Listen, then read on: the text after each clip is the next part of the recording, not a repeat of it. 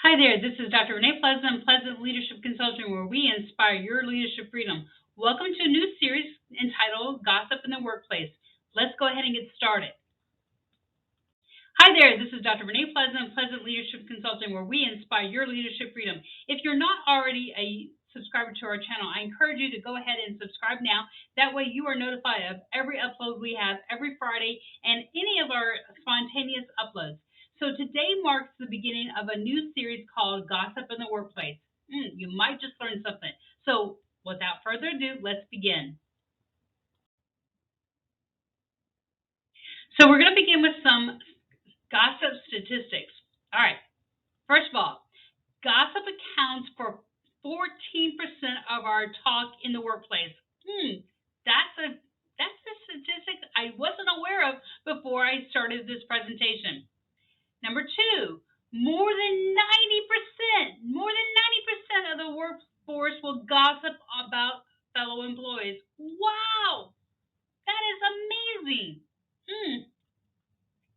Gossip episodes are a regular conversation at work. It's a regular occurrence every week at work. Here's a startling fact. Men are more gossip mongers than women. They will gossip at least 1 hour to a woman's 30 minutes. That's a 2-to-1 ratio. Who knew? Men, you are more of a gossiper than women. And 1/3 of professionals claim that their supervisors ask them to report rumors to give insight on whether there is trouble in the workplace. Leaders, are you asking your followers to be spies? What? Here's some more information about gossip, and this is pretty much intuitive if you think about it. Gossip is always about people. It's never about things. Gossip always occurs in secret. It's never out in the open. And gossip always has the intent to be hurtful. It's never, ever is it helpful. And gossip will always run the gamut of things that are interesting to the things that are, well, they're just pure malicious. Gossip is never, ever a good thing. Hey, welcome back. This is Dr. Renee with Pleasant Leadership Consulting, and this is a new segment called Negative Impact of Gossip. If you haven't seen the previous segment, I encourage you to go to our YouTube channel and check those segments out. So, without further ado, let's dig in to find the negative impact of gossip, as if you didn't know it had a negative impact. Did you know that office gossip can hurt feelings and reputations? Yeah. It can pit followers against one another. Oh, yeah. It alienates persons. It ruins reputations. It destroys trust. It leads employees to quit for more favorable, positive workplaces. Oh, yeah. It kills your retention rate. It decreases morale. It increases tension. It increases conflict. Yeah. So basically, office gossip, you don't want it in your workplace. That's my professional opinion. Hi guys, this is Dr. Renee of Pleasant Leadership Consulting, where we inspire your leadership freedom. And today is the last in our series dealing with office gossip. And what better way to end the series other than to give you a solution, in fact, 6 solutions on ways to deal with office gossip. I want to thank you for being part of this series, and if you haven't done so, I will invite you to subscribe to our YouTube channel so that you are notified every week that when we come to you with a segment in the series or just a surprise series. So let's go ahead and get started talking about 6 ways to deal with office gossip.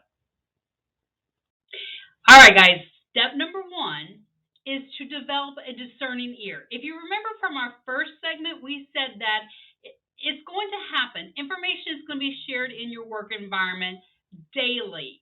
We said that interaction between colleagues and between, in fact, even the followers are going to be asking for reporting back from their people.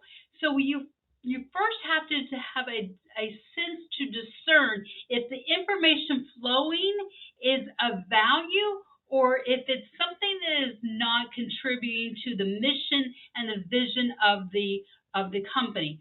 So step number one to destroy the gossip in your work environment is to develop a discerning ear. Does the information flowing have value towards the goals and the mission of the organization? All right, so once we develop that discerning ear and we find out that the information flowing does not have value, okay? If the information flowing does not have value, if it does not contribute to the mission and the vision of the organization, we nip it in the bud. We stop the flow immediately. If it does not contribute to the mission and the vision of the organization, we nip it. So you may be asking, well, Dr. Renee, how do you nip it? I'm just a follower. I'm not a leader. How do I nip the flow of the conversation?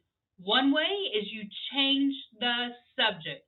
You change it from something that does not add value to something that does add value. So one strategy is to change the subject. Get it from something that devalues the organization to something that adds value to the organization. Change the subject. Sometimes changing the subject isn't going to work. Sometimes you have a very tenacious person who is going to stick off the subject. They're going to stick with the gossip.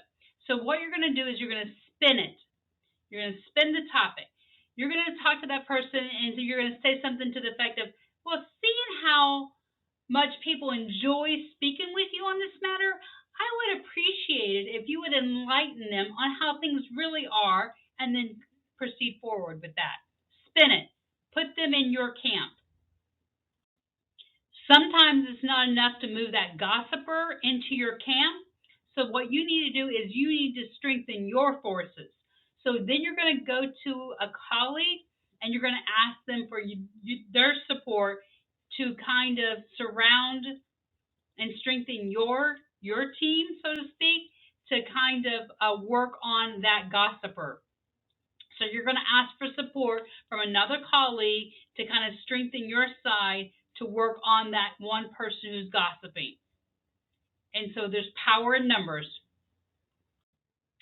The 5 previous strategies are arrows or quivers that you can pull out and try on your own before you take it to your supervisor, your manager, your leader. Those are the last straws, if you will. So if you're at this point, it really has to be handled by your leader.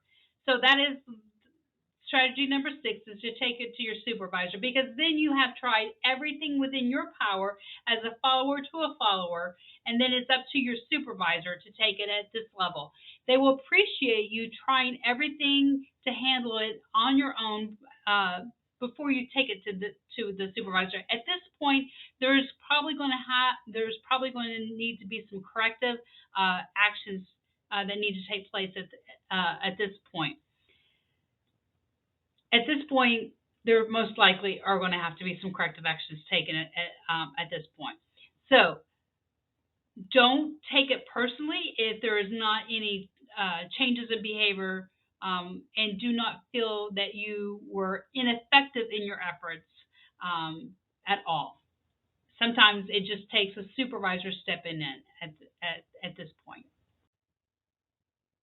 I want to thank you for watching this episode of Gossip in the Workplace, and I hope that you found at least one nugget that was helpful, and I would encourage you to watch any of our episodes on YouTube. If we can be of any assistance to you, please contact us at 813-412-5663 or follow us on our webpage at www.pleasantleadership.com. Have a great day. Until we see you again, leaders, lead well, and I hope you have a blessed day.